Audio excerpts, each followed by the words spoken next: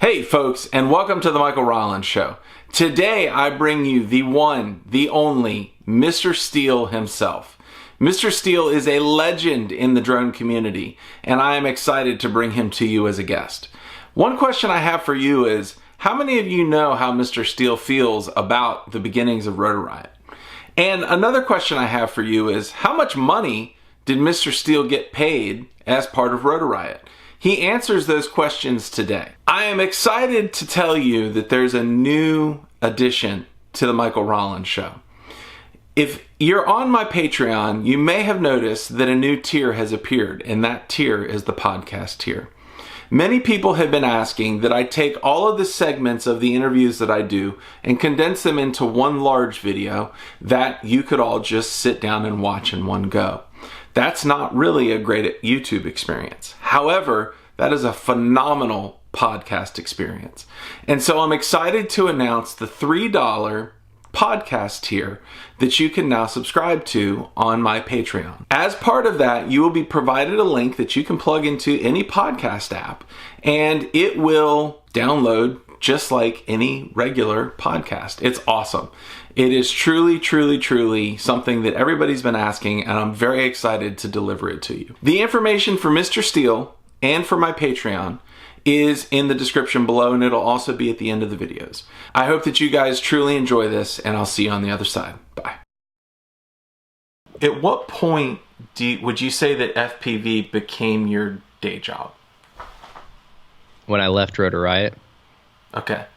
What was the transition like for you to go from hobbyist or, very, very dedicated hobbyist into making it your day job, making it pay the bills? This was kind of like the reason why Rotor Riot was started. I'm not trying to dig up old graves or anything, but you got to kind of understand the story before you understand why I did what I did. Okay. So in the beginning, when I started flying FPV, it was 2014. I was 24 years old. And I put everything I had into it. I had no money. I was living with my parents. I was just, working whatever job I could hold at the time. I'm not very good at holding corporate jobs because I have a problem with authority. Probably people can pick that up in my videos because I like to fly in places I'm not supposed to fly and do fun things, or I like to have fun, I guess is the technical term for authority, not liking authority. So when I started flying FPV, I honestly I knew that I wanted to do something with drones to make money because I went to school for electronics engineering. I had a lot of background in video games. I had a lot of background in electronics. I had a lot of background in being very hand-eye coordinated, skateboarding, hand-foot coordinated, and video games in general. Just being able to look at something and then do something with my hands and not have to look at my hands. So I knew I was going to be good at it, but I didn't really know to what level. Because my whole life I've always tried to be. That you're always trying to be you always want to be a pro at something. You're I want to be a pro skateboarder when you're 16 skateboarding. You're I want to be a pro skater. I want to be a pro BMXer. I want to be a pro video game person. I want to be MLG.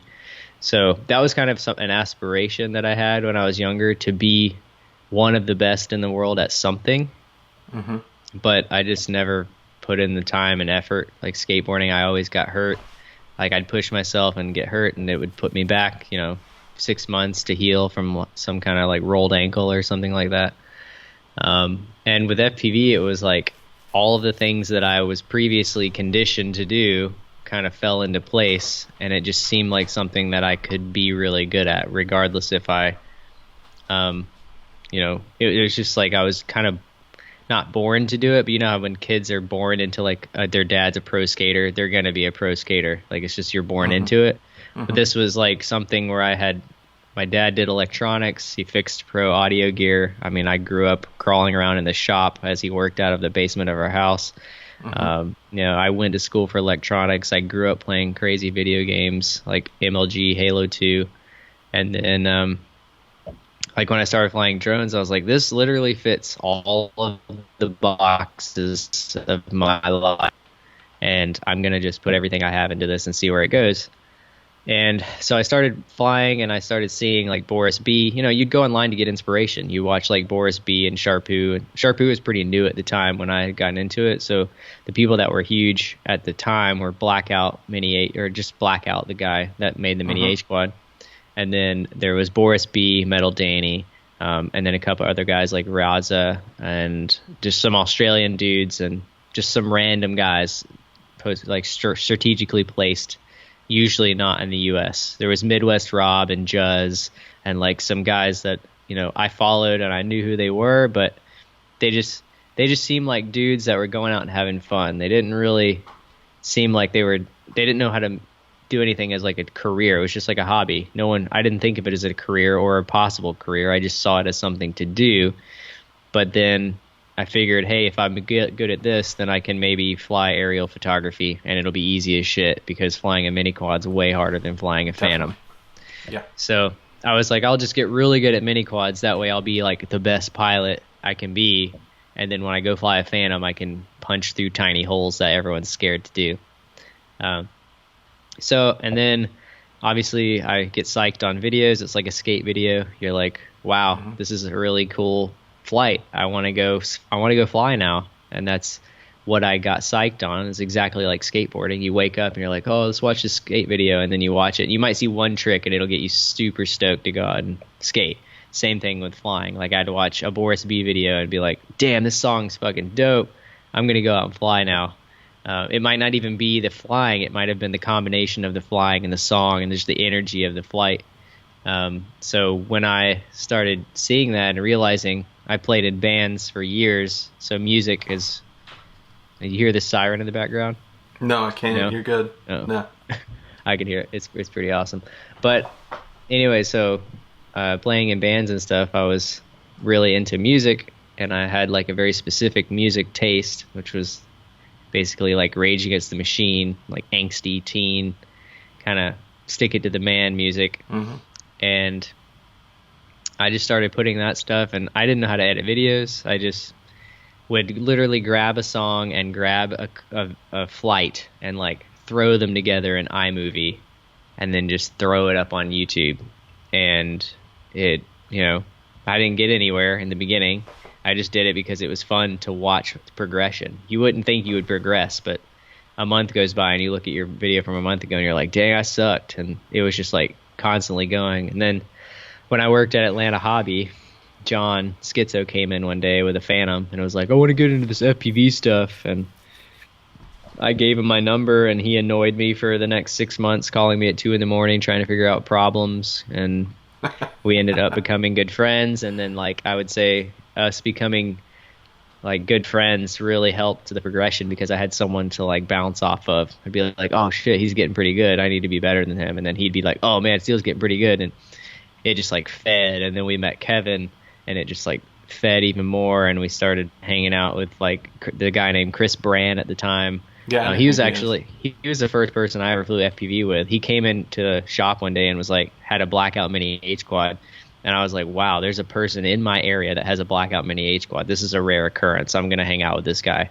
So Chris and I started hanging out, and then John came into the scene. And I feel like Chris felt like he was a little intimidated by John and I's friendship, like for some reason. And Chris and I had a falling out. And then John and Kevin and I all started hanging out. And then Phil Freybot, you know him?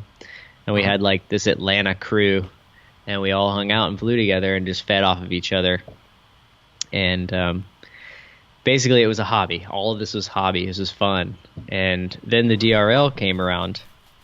And, well, I guess Drone Nationals came around first. And I went to Drone Nationals and met up with all the peers that I had met, or that I had made over the last year and a half flying, or a year or so. And realized how cool people were. And I immediately knew that I was good at flying and I could possibly win races, but if I was going to make money at the hobby, racing was not going to be a viable option because you could never be on top forever. You might win one race or two races. Unless you're Min Chin Kim, you're not going to be a master forever. That guy's a freaking robot, and he will dominate all forever. If any U.S. pilots think they can take on Min Chen, I'm sorry, but he's gonna fuck you up. I'm just letting people know out there. That kid is out of control good. And I don't know why. That was just like something I felt like I needed to say. He's just killing it. I watch his videos and I'm like, this isn't even like worldly. It's pretty sick. It's out of this world fast. Like, he might not be the best freestyle pilot in the world, because freestyle is kind of like it's a very personal thing to me. I like certain music taste and certain things, but holy crap, he can put a quad at any angle and any fucking hole. Sorry for my cussing. I get excited. You're and start right. cussing. You're right. But yeah, Min Chen, killing it. So yeah, racing, couldn't make money there, and I still hadn't found out if I could make money with a Phantom. Didn't want to do real estate. DRL came into the picture and was like, hey, we'll pay you to come out and basically show us how to fly mini quads, because we know nothing about it, but we want to make a business out of it. And they paid us like $150 a day to come out and fly their crappy gear at the time and basically teach them how to do stuff. And I'm like, this sounds bad, but it's like the truth. Like, we showed up, the people that were involved with DRL, one guy knew absolutely nothing about it other than the business side of, doing whatever businessy stuff. One guy was a vending machine engineer, and one guy was like a very generic, he wasn't a terrible pilot or anything. He was just kind of like, he wasn't at the pro level. So, well, pro, basically, if you had sponsors and people looked up to you, I guess you were pro back in the day. Right, yeah.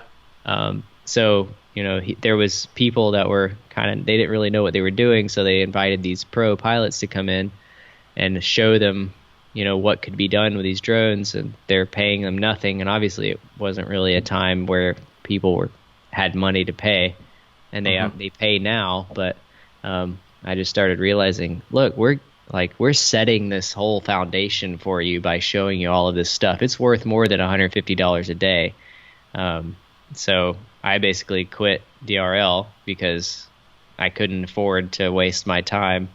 And regardless if I got paid or not, I was just like, $150 to go fly drones and teach people how to fly that I'm not like getting anything out of it other than teaching someone how to make money with a drone.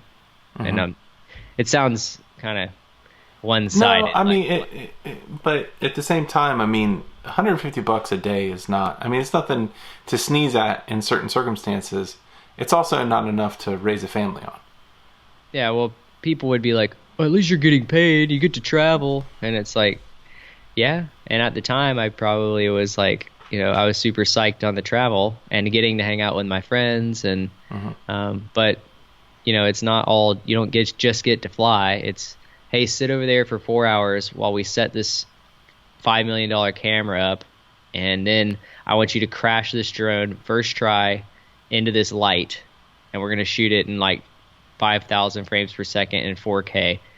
And if you don't get it right, then we're going to have to spend another 4 hours setting this up. And it's like, okay, well, I'll get it right, but what am I going to do for the 4 hours that I'm sitting here waiting on this to be set up? And it would just, hurry up and wait, pretty much like the movie industry. You're just like, all right, you got here at 4 a.m. All right, well, we're not going to start until 3 p.m. So just sit over there in that corner and watch us set up. That's pretty much how the movie industry works. Every time I'm on a set, you're just like, oh, cool. Call time was 5 a.m. All right, well, I'll be ready to work at 9. I'll sit over here, and I can't sleep, though, because that makes you look bad. God. So, yeah, left DRL. And basically, after Drone Worlds, this is a long story, but keep going on. I'll sum it up. So after DRL, well, technically I was still working with DRL. I went up to Boston with Tommy, and we did a Boston Dynamics kind of. It was basically at the Harvard Stadium. I don't remember exactly what it was for, but Boston Dynamics was there, and it was kind of like a demo for DRL to show some investors what it was capable of. And we flew our own drones with like no insurance or anything inside the Harvard Stadium, just in front of these big wigs of whoever in Massachusetts, and made DRL look really good. And got paid our $150. And that night I had gone on a Hawaii trip about 2 weeks earlier with Scott Refslin. Do you know that name? There's a guy You know what? I've not heard that name. There's a guy named Scott Refslin. He was the guy that basically made the Drone Nationals. Okay. There was a competition for a long time in the drone space called Drone Nationals. It was actually the very first competition, and Chad Nowak, which, you know, a lot of the new guys probably don't know who he is, but he was kind of one of the founders of, I don't know, making this hobby what it is with Rotor Riot and whatnot. So Chad Nowak won the first Drone Nationals. He won all 3 categories. He won the team race, he won the freestyle event, and he won the race itself. And he won $25,000 that Scott Refslin was supposed to pay him, and it took about 8 months, and he finally got about 10 grand of it. But, you know, it's kind of a shady scene because he wasn't supposed to win all of it, you know. But anyways, after that event happened, he was like, well, I want to do drone worlds. And so they were going to do that in Hawaii, and they was doing a scouting trip. And in the beginning, he had just invited Chad because he was the winner. And then somehow, like, word got leaked out that that was happening. And then Tim from Get FPV was going to be there. And then Tim was like, oh, well, I'm going to invite Juz. And then someone else, I think Tony from Immersion was there. And he was like, oh, I'm going to invite Tommy. And then Tim from Get FPV is like, oh, well, I'm inviting Steele. And then it turned into this, like, basically all-star crowd of everyone that did anything with FPV that was from all over the world, all flew to Oahu. And we took like private helicopters every day, got up at 5 a.m., went to like stupid gnarly spots and flew and got epic footage of all this cool, you know, coves and oceans and mountains and waterfalls and whatever you can think of that's in Hawaii. We've pretty much flown it. And This is where Chad Nowak's Hawaii Balls video came from. Yes, yeah. Okay. That was the video that hooked me. Was it? It was. I mean, I was flying. I was interested in drones. I built some kind of flame wheel. And then one day I was like, let me just look for drones on YouTube. And I found Chad Nowak, Final Glide. And I was just like, this is amazing. I've got to do this. So... anyways, go on. It's fascinating to hear this story because I can actually place it in reference to, you know, myself in this video. So go on. Yeah. Okay, so we went to Hawaii, and Chad Capper had gotten invited at the point. And all of these names, like for the people that are listening that don't know some of these names, you should just Google some of these people or go on Facebook and, like, you know, do a little bit of research because it's funny to, you know, these people are, whether they like it or not, are kind of like the founding fathers of, and I didn't mean to say like Chad Capper's name last and then make that statement because now he's going to assume that he is the founding father of FPV, which I don't think he is. But all of these people had like a very pivotal thing to do with getting FPV, I think, where it is today. And so Chad Nowak and like Tommy and Sharpoo, like all of those guys were, and Juz and Midwest Rob and Boris B, who made Beta Flight, and you know, all of these people that no one knows anymore because a lot of them don't fly.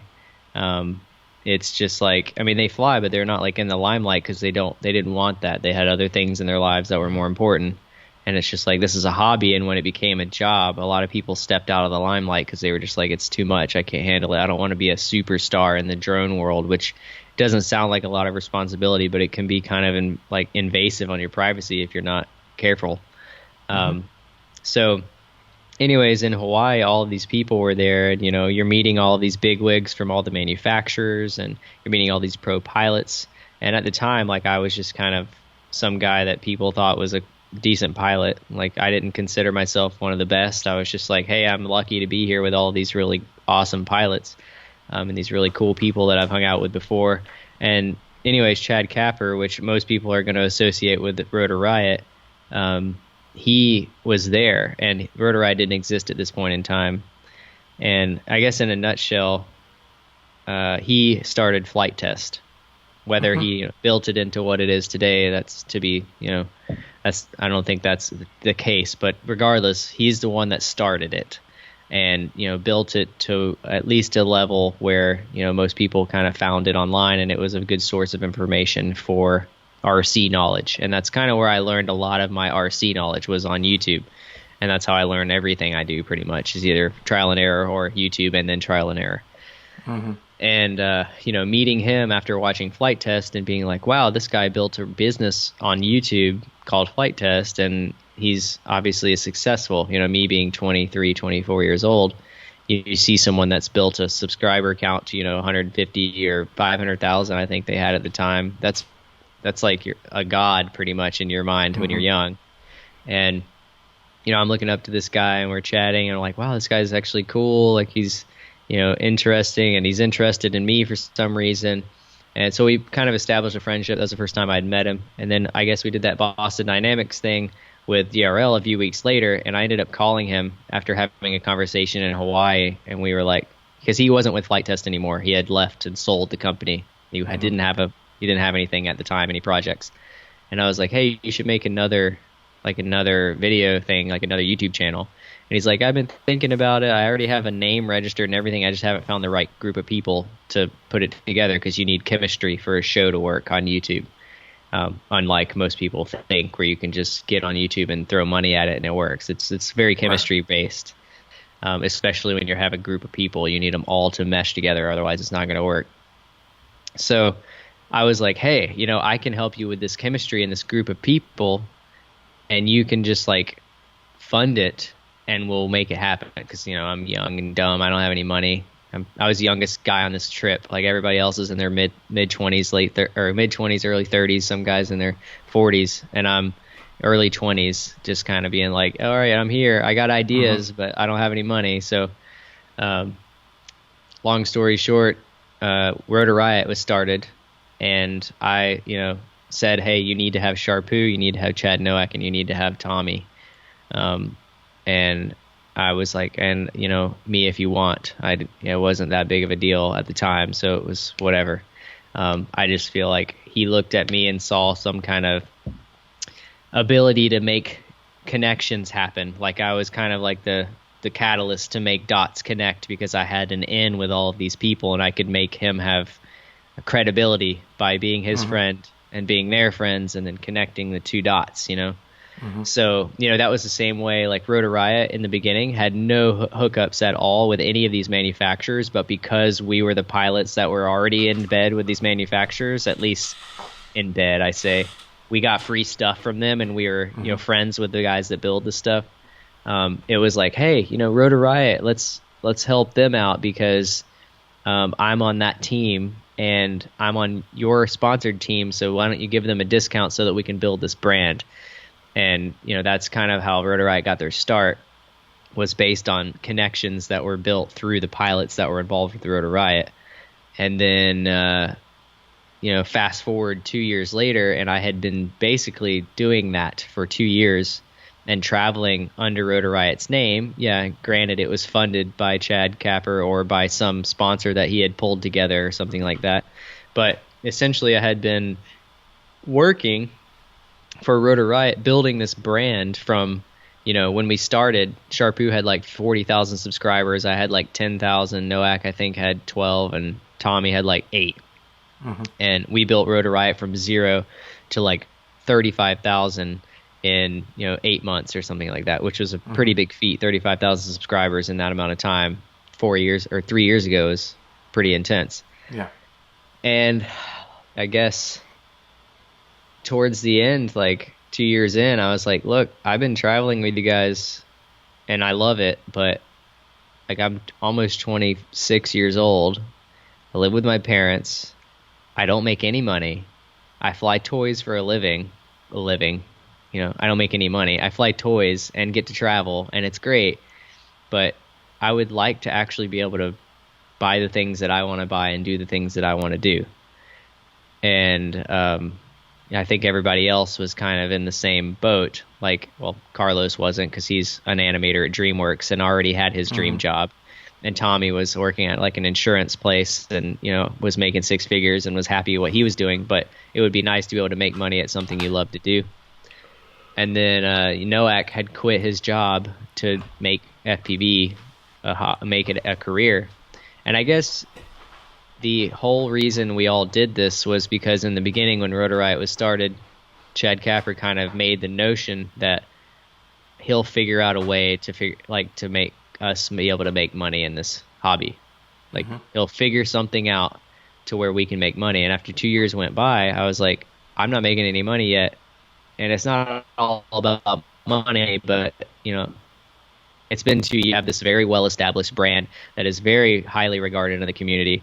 And not only our reputations as individuals, but the brand's reputation is extremely notable, and we're completely not making anything at all. And that was at the point where I was like, all right, well, I got to take matters into my own hands. So I started pushing really hard on my YouTube channel, and like I saw this dude named John Hill, who's like a YouTuber. He's a skateboard YouTube vlogger. I saw his channel grow from like 10,000 subscribers to like 150,000 in like 3 months. And all he did was like started daily vlogging. And I was like, okay, well, this guy's not that interesting. All he does is skate, and he's very hyper all the time. I can do that.